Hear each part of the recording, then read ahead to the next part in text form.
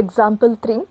Find the real root of the equation x e raised to x minus cos x by Newton-Raphson method correct to 4 decimal places.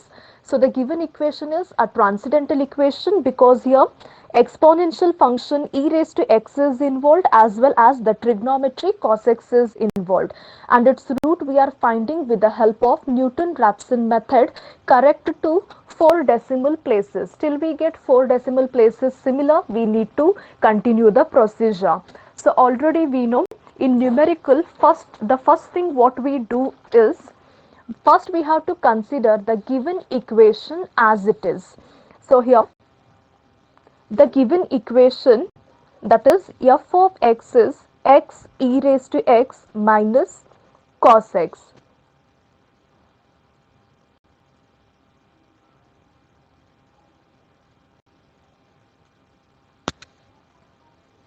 F of x is equal to x e raised to x minus cos x. So this is the given equation. So what we have to do means first to replace x value as 0 and then calculate what it gives us. 0 e raised to 0 minus cos 0. 0 multiplied with any number is 0, then cos 0 value is 1, therefore 0 minus 1 is minus 1. So for f of 0 will get answer as minus 1. So this because of the negative sign, this is less than 0. So here for f of 0 will get less than 0 value. Then next substitute x value as 1. So when you replace x value as 1, then 1 e raised to 1 minus cos 1. Now how we can simplify this one? See, whenever we are solving example, whenever we are solving any equation, if in that equation trigonometry is involved, first convert your calculator in terms of radian measurement. Press 2, then it will be converted in terms of radian. Now what we are calculating? We are calculating 1 e raised to 1 minus cos 1. See, 1 shift ln button, then we'll get e. So 1 e raised to 1 minus cos 1. This gives us 2.1779. So here we'll get 2.177, and if we round it off then it will be 0. So this is positive value, therefore greater than 0. For f of 0 we are getting minus 1, which is less than 0. For f of 1 we are getting 2.1780, which is greater than 0. So one negative and one positive value we have got. So based on that, now we can conclude here the root lies between 0 and 1. So here the root lies between 0 and 1. Then next, in Newton-Raphson method, to start the example, only one initial approximate value we need to consider. Only one initial approximate value. So among this 0 and 1, we have 0 0.1, 0 0.2, 0 0.3 and so on, 0 0.8, 0 0.9. So in this, which number we need to consider? So already in previous class we have discussed the concept. We have to select the number which gives us. We have to select the number in such a way that that particular number, when we substitute in the function, it should be near to 0. So ಯಾವ number ನಿಮಗೆ F of X ಫಂಕ್ಷನ್ದಲ್ಲಿ substitute ಮಾಡಿದ್ಮೇಲೆ near to 0 value ಕೊಡ್ತಿರತ್ತೆ, that number we need to select. And for this example, here x0 is 0.5. When you replace x value as 0.5, then you will get the value which is very near to 0. So based on that, we have selected x0 value as 0.5. So for this example, select x0 as 0.5 as initial approximation. So the initial approximation is x0 is equal to 0.5. Then next, once we calculate the root lies between which two particular numbers and then the selection of x0, we have to proceed for differentiation. So here differentiation is very important. So what is the given function? So the given function is f of x, which is equal to x e raised to x minus cos x. So this is the given function f of x. Now we need to differentiate this one with respect to x. Derivative of f of x is f dash of x. Then next, here multiplication rule, into relation is there, so we have to apply u into v form. So u into v form means first keep first term as it is. So let us write x as it is, then take derivative of e raised to x.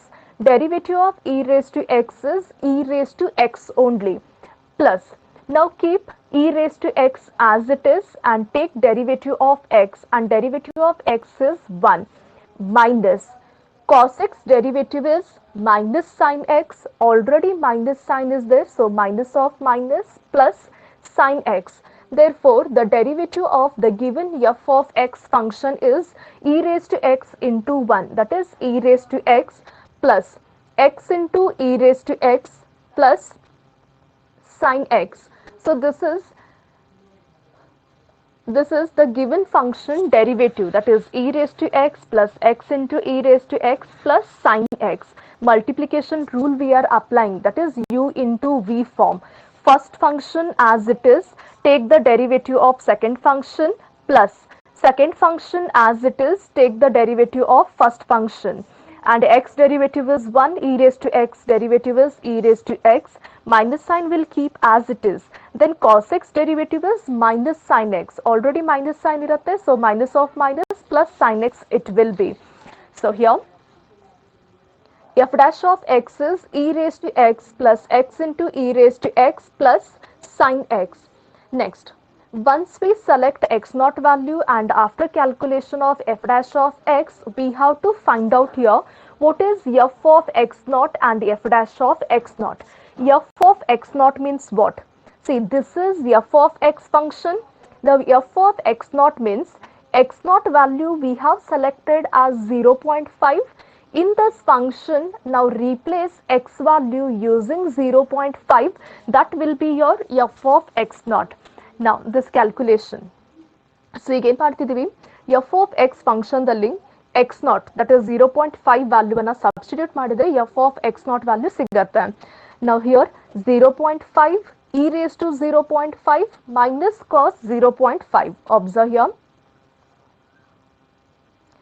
0.5 e raised to 0.5 minus cos 0.5. This gives us minus 0.05322. So here we'll get minus 0.05322. So this is about f of x naught. Then how to calculate f dash of x naught? Now f dash of x naught means here is the f dash of x function. Now in this function replace x naught value as 0.5. So here is the f dash of x function. We are replacing x value as 0.5. Therefore, e raised to 0.5 plus 0.5 into e raised to 0.5 plus sin x. Now we have to solve here. E raised to 0.5 plus 0.5 into e raised to 0.5 plus sin 0.5, and this gives us 2.952507.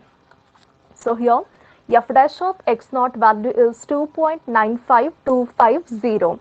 So once we calculate f of x naught and f dash of x naught, we have to use the formula, that is to calculate first approximate value x1, we have x naught minus f of x naught divided by f dash of x naught.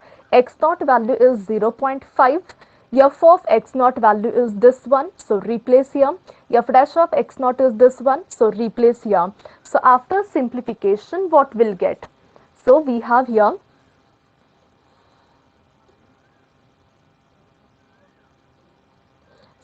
we have 0.5. Then next, here minus of minus is plus.